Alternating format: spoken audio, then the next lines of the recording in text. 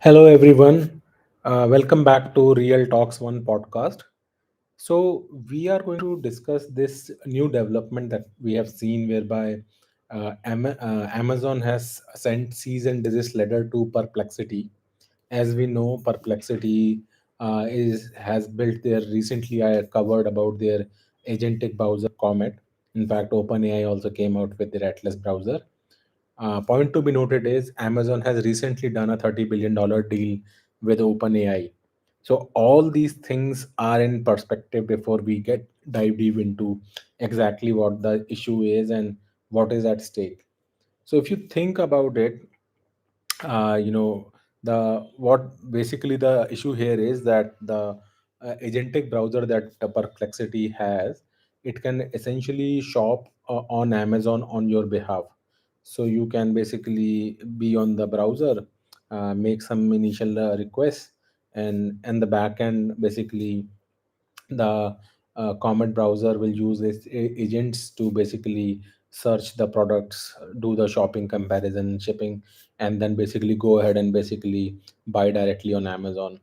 In one way, if you think this is like another channel for Amazon, right? It's like affiliate marketing whereby you bring new traffic. So if a browser is also bringing new traffic, and as long as they're buying on Amazon, what should be wrong for Amazon, right?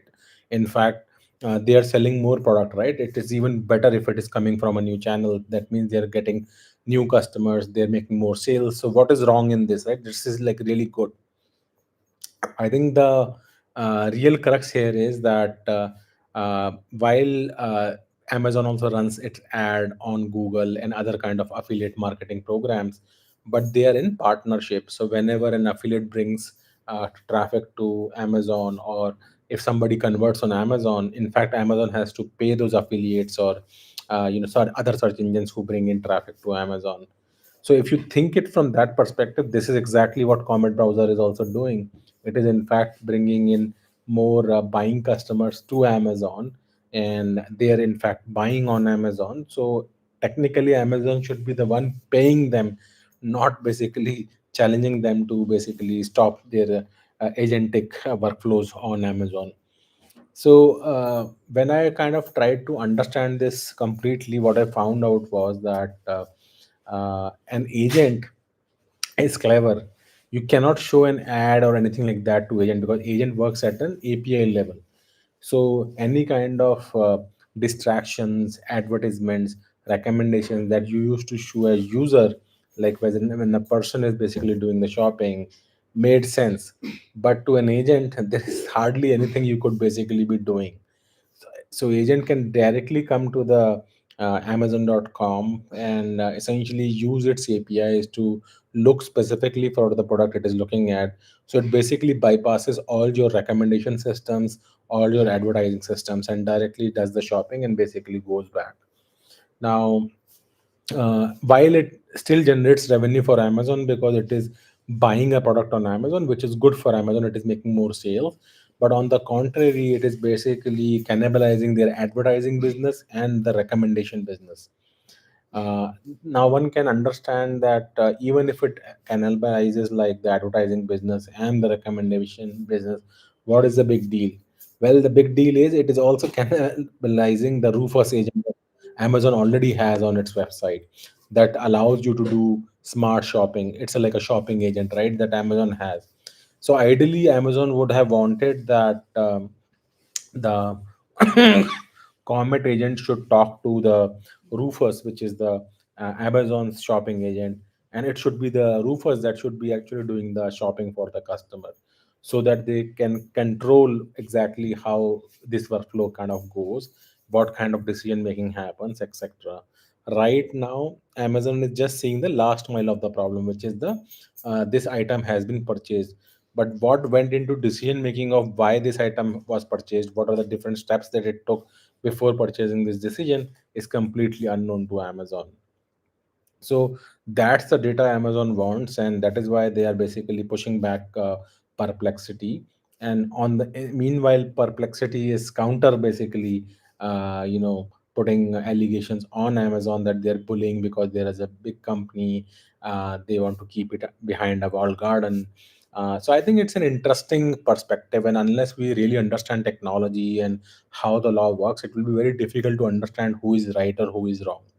I want to give another corollary here to illustrate the point that if you see most recently any kind of trading that happens nowadays on the stock exchange, be it in the US, or even to a large extent now even in India, actually you see it is all automated trading that happens, right? You have sophisticated algorithms that people have written. They'll automatically go buy stocks, sell stocks, and things like that, right? It happens all automatically. So if you can think about it, even these are like agents actually, in some way or shape or form.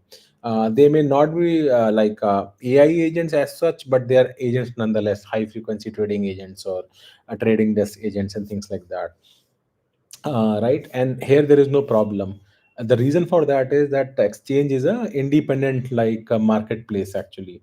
It is not owned by a kind of a private company, etc. So in agents, multiple companies basically come in, and they can run their algorithms on behalf of customers to basically buy those products, buy and sell those kind of stocks, right?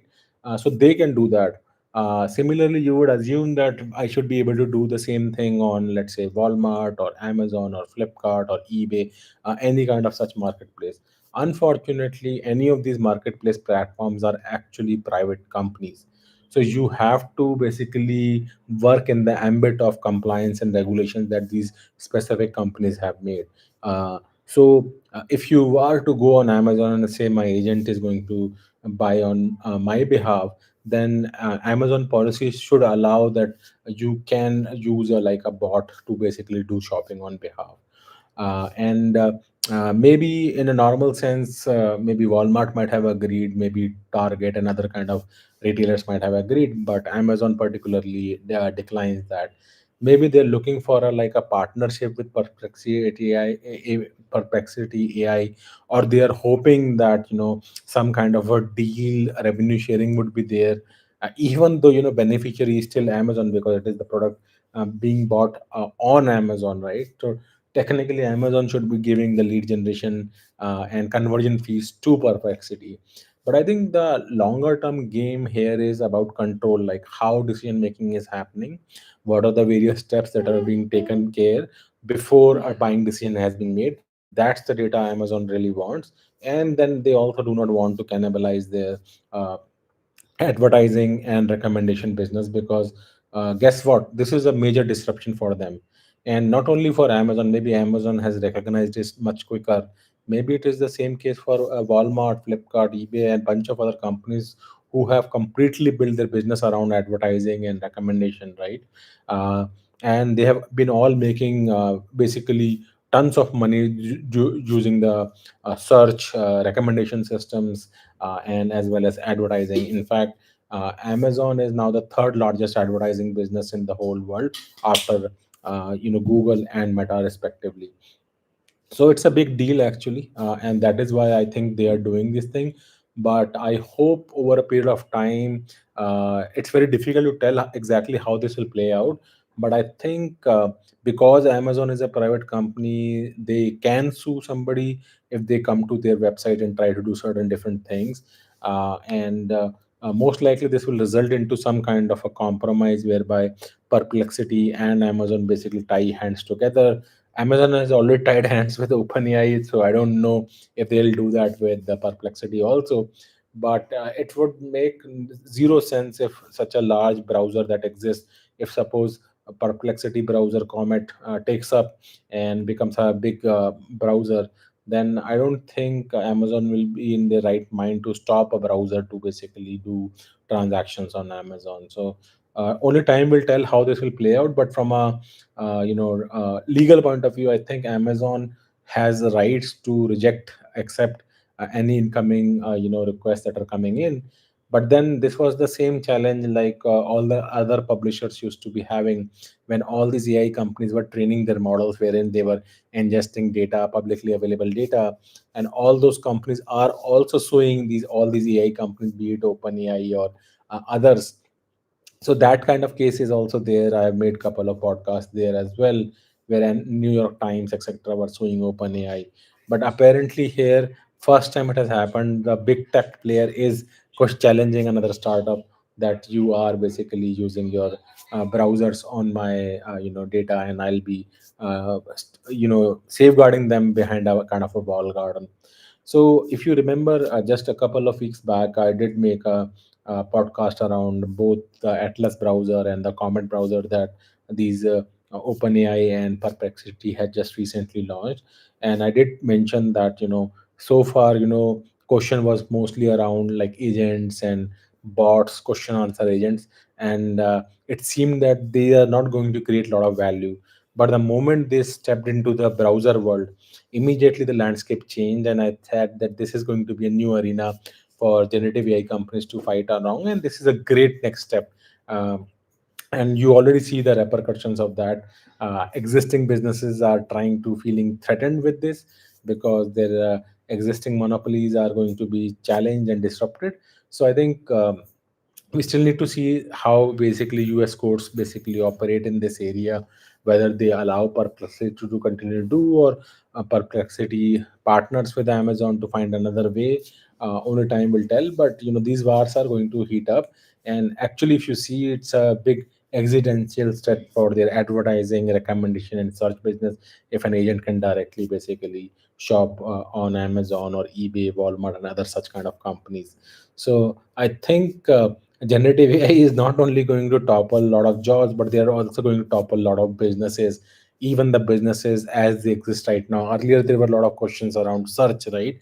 But I've already commented over the search, like Google search, and how even in the day of agentic AI, search will still continue to exist because vector search, for whatever their worth, have not taken over the traditional keyword based search. And second of all, nothing stops the existing search engines to basically build hybrid searches which have both agentic and vector searches. And to quite a few degrees, when I use Google, they already have like generative AI based search as the first response that you get on the search page, and the remainder set of results are more like organic keyword based search. So they already have those kind of things. So that's all from my side today. I do have some questions from Majid Desai. Let me pick them up. US administration is bankrupt. This story has repeated n number of times in the past few years. Every time, they come around this deadlock, and some challenges happen, they just take on more debt, increase the debt ceiling, and then they are basically happy ever after. So I think there is no strong solution for this. Every 2 3 years this kind of thing happens, that there is a US government shutdown, the money has evaporated, they fight it out, and then they basically just push to increase the debt limit. And that's what they have been doing it. I have seen it at $30 trillion, then they went to 32, 35. I mean, they keep increasing the debt limit, and again basically they keep pushing the can towards the end of the road. uh, Ajit Desai, next question. Bharat Bharat में जब तक world class infrastructure और स्वच्छ भारत नहीं बनेगा, तब तक कोई भी देश रिस्पेक्ट नहीं देगा. That part is true. I mean, right now also my throat is aching because of just too much of pollution right now. Surprisingly, this time, like, I am in Delhi NCR region. I don't know about the last few years, but I can definitely say right now in Indrapuram, I just checked the AQI. It was around 288 or something like that. It's bad, but it's comparatively not as bad as it used to be, because back in the day, when I remember, like 2 3 years back, when I used to come here regularly, it used to be above 400 500 kind of thing. And when I was in the US, I used to hear news about in Delhi particularly, the ranges will go beyond like 1000, something like that, right?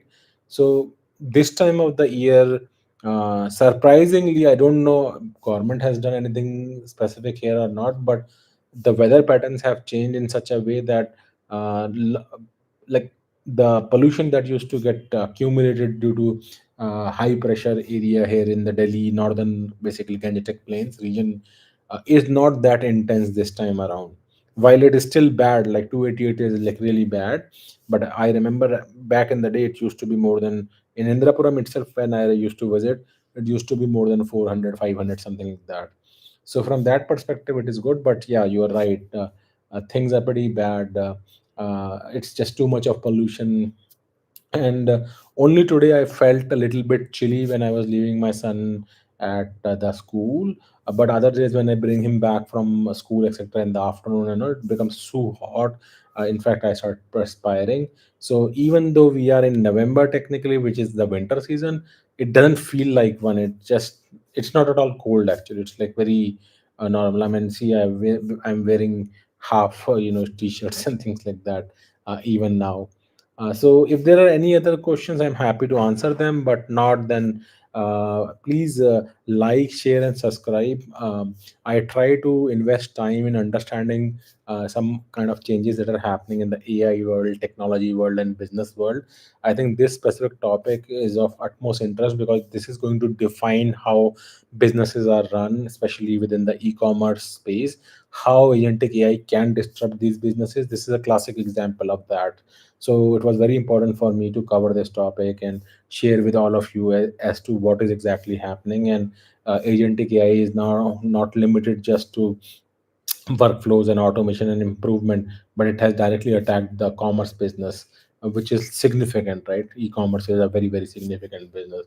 So only time will tell how this will play out, but be tuned in for more such talks. Do let me know if there are any topics that you would like for me to cover. But if not, then please like, share, and subscribe. Talk to you soon. Take care.